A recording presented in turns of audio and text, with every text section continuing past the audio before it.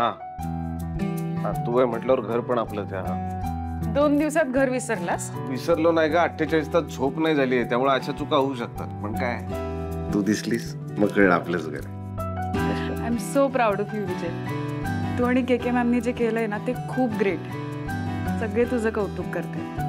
सगळ्यांच्या तोंडावर फक्त तुझं नाव आहे. तुला माहिती, या आधी कधी ना मला कुठलंही मिशन करताना भीती नाही वाटली, पण यावेळी वाटत होती. पूर्वी असं वाटायचं की मला जर काही झालं तरी शर्मिला जगू शकते, ती स्ट्रॉंग आहे. पण आता ह्या मिशनला जेव्हा होतो ना, तेव्हा सतत मनात असं होतं की मला जर काही झालं तर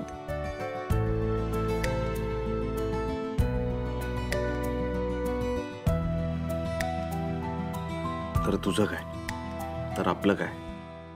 पण आता असं होतं ना की मला जर काही झालं तर हे क्षण मी परत परत कसं जगणार. कशाला हे सगळं बोलतोयस रात्री? राहा जरा वेळाशी, कष्टाचं चीज झाल्यासारखं वाटतंय.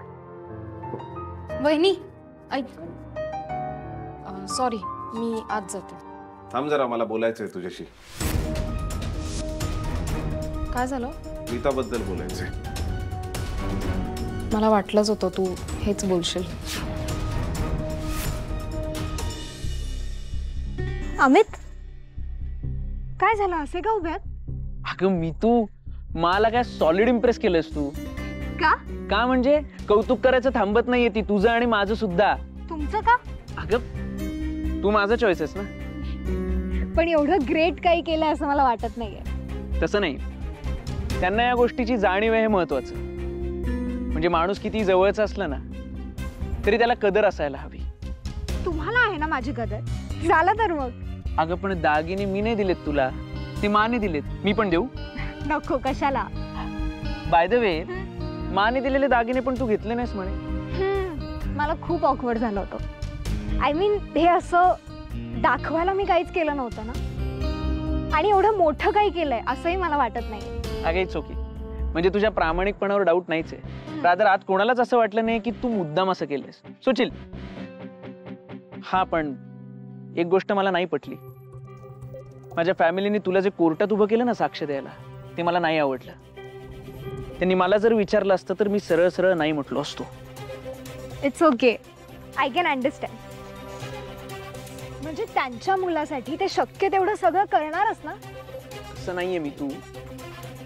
अगं पण तुला प्रश्न पडत नाहीये का, विकीच्या हातून खरंच ती 4 माणसं जर मारली गेली असतील तर तू दिलेली खोटी साक्ष चुकीची ठरेल. आणि तुला भीती नाही का वाटली की जर पोलिसांना हे कळलं, त्यांनी जर हे पकडलं तर सगळं तुझ्यावर उलटेल? नाही, माणूस प्रेमात असतो ना तेव्हा तो विचार करणंच बंद करतो. आता तुमच्यासाठी किंवा तुमच्या फॅमिलीसाठी मला कोणी विहिरीत वगैरे उडी मारायला सांगितली ना तरी मारेन मी. म्हणजे हे सगळं प्रेमासाठी केलंस? म्हणजे दुसरं कोणी असतं तर तुम्ही म्हणताय तसे डेफिनेटली बाकी विचार केले असते मी. पण प्रश्न तुमच्या फॅमिलीचा आहे, त्यामुळे तुमच्या बाजूने मी बोलणं भाग आहे.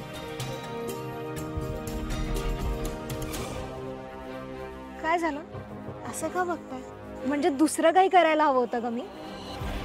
नाही, पण इन्स्पेक्टर विजय भोसले आता गप्प नाही बसणार. विजय दादा, त्यांचाच फोन आहे. घे ना मग. फोन उचलत नाहीये ती, आणि ही चांगली लक्षणं नाही आहेत. कामात असेल विजय ती. कामात नाही, अडचणीत आहे ती पोरगी, हे तिला कळत नाहीये.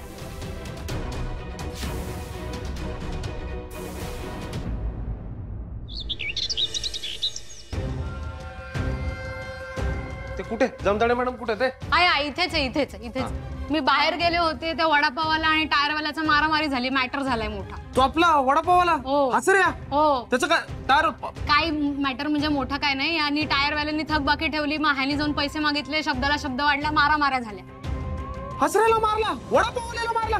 नाही नाही, त्या पप्पाला धंदा करायचा आहे ना. वडापावची गाडी बंद नाही झाली पाहिजे जमदाडे. एवढं पण नाही मारलंय. गाडी चालू करणारे वडापाव मिळेल तुम्हाला. तुम्ही बोलवत का होतात? मला ना ती सारडांची फाईल आहे ना, विकी सारडाची, ती फाईल मला पाहिजे. मला पहिल्यापासून सगळा अभ्यास करायचा आहे परत. हा बरोबर आहे. आता तुम्ही खूप मोठ्या मोठ्या केसेस सॉल्व्ह करता, छोट्या छोट्या केसेस तर विसरणार ना 4-4 दिवसांनी मग परत अभ्यास. पण जे केलं ते भारी केलं का सर तुम्ही. कुठे फाईल? देते देते देते मी देते. उपयोग काय आहे, पण विकीला तर बेल मिळाली ना. म्हणूनच लक्षात घे, विकीला आता बेल मिळाली आहे, पण त्याला क्लीन शीट मिळालेली नाही. हा आपलं काय काम आहे? गुन्हेगाराला बेल मिळाली आणि तो समाजात गेला की परत एकदा सगळे पुरावे उकरायचे, करेक्ट पुरावा शोधायचा आणि त्याला कडकड्यात उभा करायचा कोर्टात. ऐक ना, सुरुवातीपासून सुरू करूया. हा शिवराम धारप. शिवराम धारपच्या घरी जा आणि जरा चर्चा कर. सर, शिवराम धारप ठाणा जेलमध्ये विसरलात का तुम्ही? तुम्ही स्वतः गेला होतात ना भेटायला.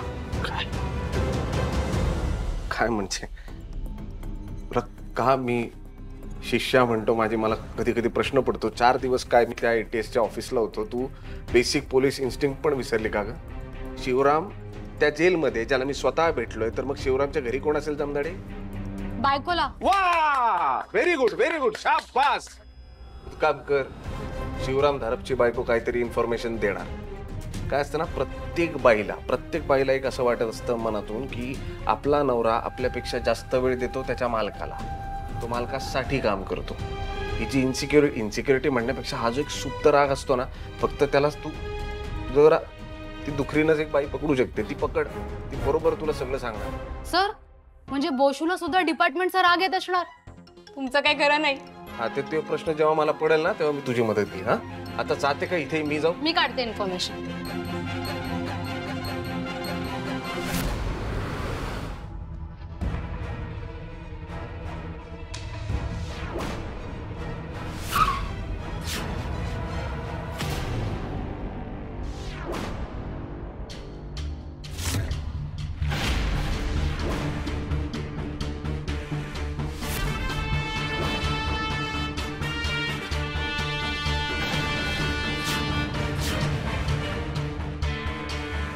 ताई जरा पूर्ण नाव सांगा. दीप्ती दीपक सरवदे. दीपक नागनाथ सरवदे. काय चाललंय भोसले भाऊ तुमचं? ही अपेक्षा नव्हती तुमच्याकडून आम्हाला. मला खरंच वाटलं नव्हतं की तुम्ही इतक्या खालच्या पातळीवर उतरा. तर काय नाही, आम्ही बिघडवलंय का तुमचं काही? का आमचं सुख बघवत नाहीये तुम्हाला? जवळचे संबंध होते ना आपले, मग हे असं पोलीस स्टेशनला कैद्यासारखं का आणलंय आम्हाला? काय बोलताय मॅडम, कैद्यासारखं कुठे आणलं तुम्हाला? हे मुळात असं आहे ना की कैद्यांना आम्ही असं आणून असं सागर संगीत सन्मानानं असं बसवत नाही. हातात बेड्या असतात त्यांच्या, मारत मारत फरफटत घेऊन येतो त्यांना. तसं तर आम्ही काही केलंच नाही. अहो, मी तर रस्त्यात तुम्हाला भेटलो आणि प्रॉपर सरकारी अधिकारी पुढे, आणि अशी एक गाडी आली तुमची व्यवस्थित. आत्ता पण तुमची गाडी बाहेर AC चालू. एवढंच आहे की काही प्रश्नांची तुम्ही उत्तरं द्या आणि जा, माझं काहीच म्हणणं नाही. तर विषय असा आहे की तुमची मुलगी मीता सरवदे हिने कोर्टामध्ये असं स्टेटमेंट दिलंय की 6 तारखेची रात्र 6 जुलैला ती मुंबईत होती तिच्या होणाऱ्या नवऱ्याबरोबर. खरंय का हे? हो. आता तुमच्या म्हणण्यानुसार जर 6 तारखेला 6 जुलैला मीता तिच्या होणाऱ्या नवऱ्याबरोबर मुंबईत होती, तर 7 तारखेला जेव्हा तुम्ही आमच्या घरी म्हणजे भोसलेंच्या घरी आला, तेव्हा तुम्ही म्हणालात की तुम्ही रत्नागिरीवरून आलात, बरोबर? मग तेव्हा मीता तुमच्या बरोबर होती की नव्हती? आठवत नाहीये मला. मी आठवण करून देऊ? मला असं वाटतं तुम्ही तिला मुंबईतून पिकअप केलं असणार. हो, मुंबईतूनच पिकअप केलं होतं आम्ही. पण मला हे कळत नाहीये की ट्रेनचं बुकिंग तर तिघांचं होतं, रत्नागिरी ते मुंबई.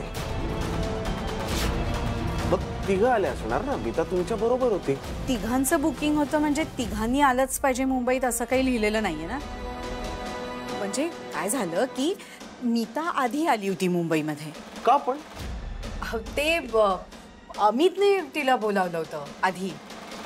म्हणजे काय झालं, आम्ही नाहीच म्हणत होतो, पण आता त्यांनी गाडी पाठवली. काय करणार ना. अमितला असं वाटत होतं की घरातल्या बाकीच्या मेंबर्सना भेटायच्या आधी मीताने विकीला भेटावं, कारण विकी आणि तो खूप जवळच आहेत ना एकमेकांना, म्हणून मग मीता आधी आली आणि मग आम्ही नंतर आलो आणि मग आम्ही मीताला पिकअप केलं. घ्या घ्या पाणी घ्या, लागेल असो. आता काही प्रश्नच आहेत ना ते असे, जर 6 तारखेला मीता मुंबईत होती तर मग ती देवरुखला किंवा रत्नागिरीला कधी पोहोचली? हा म्हणजे ती पहाटेपर्यंत तिथे होती ना. हो, मग ती देवरुखला किंवा रत्नागिरीला तुमच्या बरोबर येणार नाही, ती कधी पोहोचली तिथे? म्हणजे तुमचं असं म्हणणं आहे का की 6 तारखेला ती पार्टी करत होती, माझ्या मित्रांबरोबर होती, तिथून मग ती रत्नागिरीला आली, मग परत तुमच्या बरोबर तिथून तिकडे आली, असं असं झालंय का? सोपं करतो हे बघा, ह्या गोष्टीचा हिशोब माझा लागत नाही हो. म्हणजे बघा ना, मुंबईवरून जर रत्नागिरीला जायचं असेल बाय रोड तर 9 तास लागतात, रत्नागिरी ते देवरुख 2 तास लागतात, म्हणजे मुंबईवरून देवरुखला किंवा देवरुखवरून मुंबईला यायला 11 तास लागतात बाय रोड. आता आपण असा विचार करू की ट्रेननी जायचं असेल तर मुंबई ते रत्नागिरी हे 8 तासाचं अंतर आहे. रत्नागिरीच्या पुढे देवरुखला तर ट्रेन जातच नाही. हे झालं ट्रेनचं. आता मध्यमवर्गीय माणसाला फ्लाईट, सॉरी मध्यमवर्गीय माणसाला फ्लाईट परवडत नाही, पण तुम्हाला आता परवडू शकते, नाही हरकत नाही. पण रात्री असंही कोकणातून जायला किंवा यायला फ्लाईट्सच नाही आहे. आता मला कळत नाहीये की 6 जुलैच्या रात्री जर ती मुंबईला होती 2:30-3 वाजेपर्यंत, बरोबर? करेक्ट. मग ती 6 जुलैला किती वाजता निघाली की ती अशी रत्नागिरीला भरकन पोचली? कशी पोचली? आणि मग तिथून तुम्ही तिला कधी भेटलात? आणि तुम्ही सगळे तिथून मुंबईला कधी आलात? कळतंय ना, म्हणजे काही ते जमत नाहीये, ते ना कॅल्क्युलेशन बसत नाहीये, गडबड आहे काहीतरी. मग मीता जर मुंबईत होती तर मग ती कुठे होती? सारडांच्या घरी होती की त्या विकीच्या मित्रांच्या घरी होती, की अमित आणि मीता हे दुसरीकडेच गेले होते, की मीता तुमच्या बरोबर होती? म्हणजे काय नेमकं काय आहे ना, एवढा सगळा नकाशा बिकाशा तुम्ही काढून दाखवलात, काही उपयोग आहे का? मी आधीच सांगितलंय तुम्हाला की मीता आधी आली होती 6 तारखेला आणि ती इथे थांबली होती आणि आम्ही 7 तारखेला आलो आणि आम्ही मुंबईतूनच पिकअप केलं तिला आणि मग आम्ही तुमच्या घरी आलो. नक्की? हो नक्की? हो. चला, व्हेरी गुड. नाही म्हणजे कसं, आता आम्ही तिचा कॉल रेकॉर्ड ट्रेस करायला मोकळे. एकदा तिचे कॉल ट्रेस केले, मोबाईलचं लोकेशन ट्रॅक झालं की सगळं कळणार. मीता तुमच्या बरोबर होती की सारडांबरोबर होती, अमित बरोबर होती की विकी बरोबर होती, त्याच्या मित्रांमध्ये होती का गाडीत होती, सगळंच कळणार ना.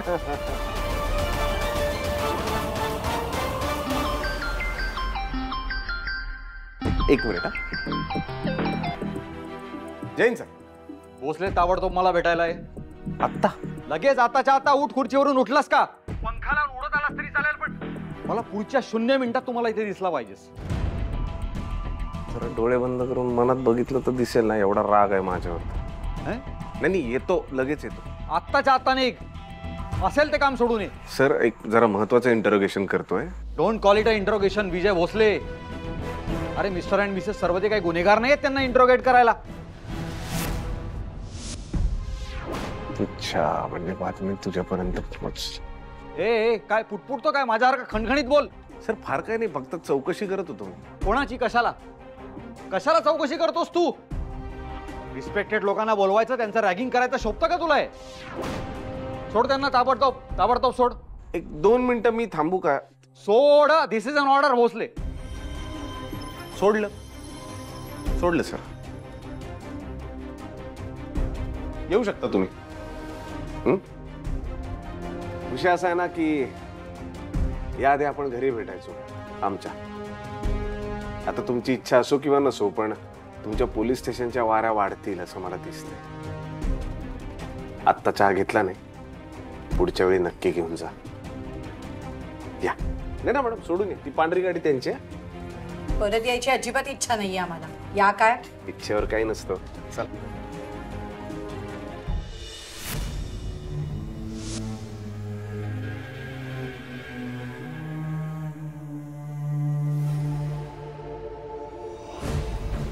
मला सांगा शिवराम दादा फक्त विकी बाबांचीच गाडी चालवायचे का? नाही, कधी कधी पौर्णिमा भाभींची, कधी अमित भाऊंची, पण जास्त करून विकी बाबांचीच. अच्छा. भेटलाय तुम्ही त्यांना? हो, 2-3 टायमाला भेटली. भाभी दर गणपतीला आम्हाला बोलवतात ना, त्यावेळी भेटली होते. शिवराम दादा बोलत असतील ना त्यांच्याबद्दल, म्हणजे चांगले आहेत का काय आहेत असं? चांगले.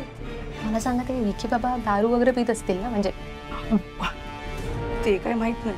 असं कसं, म्हणजे शिवराम दादा फक्त विकी बाबांची गाडी चालवायचे, तर मग उशिरा येणं सोडणं माहिती असेल ना तुम्हाला? हो. नेहमी लेट व्हायचं का त्यांना घरी यायला? सांगायचे वगैरे का अचानक ड्युटीवर बोलवायचे वगैरे? असं तर काही नाही बोलली. मला सांगा शिवराम दादा पण घ्यायचे का? सुट्टीच्या दिवशी घ्यायची, रोज नाही प्यायचे. त्या रात्री घेतली होती का 6 तारखेला? प्यायली म्हणून तर झालं ना सगळं.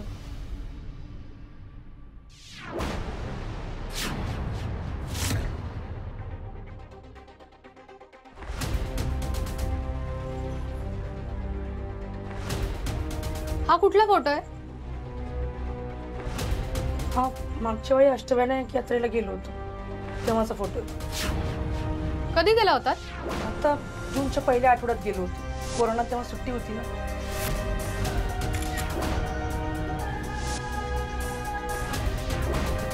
चांगला फोटो आहे. येते मी.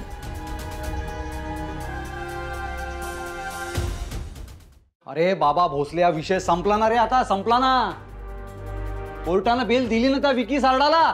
तू गेलास ना त्यांच्याकडे, त्यांच्या बंगल्यात गेलास, तिथे तू हिरोगिरी दाखवली सगळ्यांसमोर, मीडिया समोर. तिथून त्याला खेचत आणलं विकी सारडाला बाहेर. झाला तू हिरो झालास. तुझे फोटोज जगभर पसरलेले आहेत, तू हिरो झालेला आहे. तुझं काम झालं, आता त्याचा नाद सोड. तर तुम्हाला पण माहितीये मी हे सगळं त्यासाठी नाही केलं. मग कशासाठी केलंस? कशाची घाई झाली होती तुला? 4 तास थांबता आला नाही तुला? Good question sir. आता मला सांगा, तुमच्यासारखा प्रामाणिक ऑफिसर सर, जर तुम्हाला एखादी टीप लागली की अमुक अमुक ठिकाणी गुन्हेगार आहे, तुम्ही तिथे गेला आणि गुन्हेगार जेवतोय, समजा तो जेवतोय, तर तुम्ही काय कराल? दारात थांबाल, होऊ दे बाबा तुझं जेवण होऊ दे. नाही ना?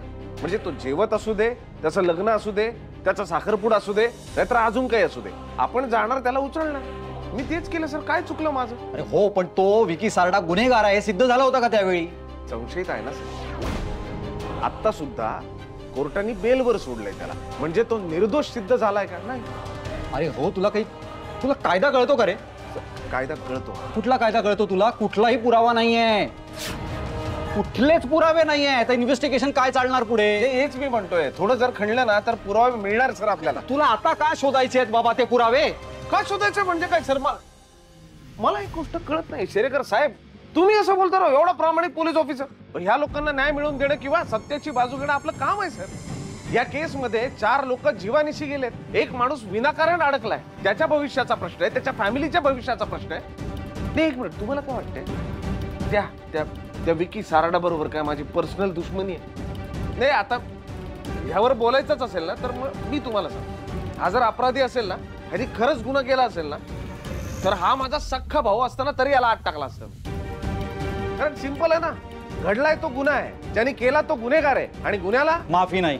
बघा, अरे भोसले, त्या विकी सारडाच्या वहिनीनं सांगितलं ना रे कोर्टात की त्या रात्री ती, तिचा नवरा आणि विकी सारडा हे तिघेही विकी सारडाच्या मित्रांच्या घरी होते. भोळी माणसे. मी तुम्हाला सॉरी, बस हा, मी तुम्हाला सांगतो ना साहेब, ही भोळी माणसे. येस, इतका भोळेपणाने वागत जाऊ नकोस. नाही, मी नाही. ते मिता, ते सरोदे फॅमिली ना अतिशय भोळे आहेत ते. मी सुरुवातीपासून सांगतो तुम्हाला. हा, हे बघा, हे आहे ना, ही 6 तारीख आहे मुंबई. सॉरी, फोन घेतो तुमचा. हे आहे देवरुख. हा, 7 तारीख. आता मला सांगा सर, ही मिता जर 6 तारखेच्या रात्री, म्हणजे जेव्हा ऍक्सिडेंट झाला त्या रात्री, तिच्या दिराबरोबर आणि होणाऱ्या नवऱ्याबरोबर दिराच्या मित्रांकडे असेल, तर ती त्याच रात्री परत देवरुखला जाऊन परत आई वडिलांबरोबर दुसऱ्या दिवशी म्हणजे 7 तारखेला आमच्याकडे कशी येते? हे घडलंय सर. म्हणजे मग असं झालं का की ती 6 तारखेला इथे आली मुंबईमध्ये, तिने पार्टी बिर्टी जे काय असेल ते सगळं झालं. मग 6 तारखेच्या रात्री पोरगी ऑल द वे मुंबईवरून परत रत्नागिरीला गेली. मग सकाळ झाल्यावर परत आई वडिलांबरोबर रत्नागिरीवरून मुंबईला आली. असं कसं? सर बघा, तुमच्या चेहऱ्यावर हे ऐकून पण किती थकवा आलाय. मीताच्या चेहऱ्यावर अजिबात थकवा नव्हता सर. नाही, एक झोल आहे, काहीतरी गडबड आहे, क्लिअर आहे, टाइमलाईन मॅच होत नाही ना. Enough Bhosale enough. असलं तुझा प्रॉब्लेम काय माहिती आहे का? तुला ना कुठे थांबायचं ते कळत नाही. मला ते कळतं म्हणून मी आहे सुपर कॉम. कळलं? धडक कारवाया करतो ना शरीकर, अशी अर्धवट तयारी करून जात नाही. फुल प्रूफ प्लॅनिंग असतं त्याच्याकडे. तू जे काही 15 ऑगस्टचा जो पराक्रम गाजवला, तुला काय वाटतं त्या एका पराक्रमाने तुझे हात गगनाला भिडले? आता मला लक्षात येते अँथनी नगरचा चार्ज देताना तुला एवढ्या उकळ्या का फुटत होत्या आनंदाच्या. तुला दिला मी चार्ज, आता काढून घेतला. खूप महत्वाच्या केसेस पेंडिंग आहेत भुईवाडीच्या, ते आधी सांभाळ. काम करून दाखव. ही वर्दी काय तुझ्या गॅदरिंगच्या नाटकातली नाहीये, खरीखुरी वर्दी आहे. बघत काय उभा आहे? जा निघ आउट.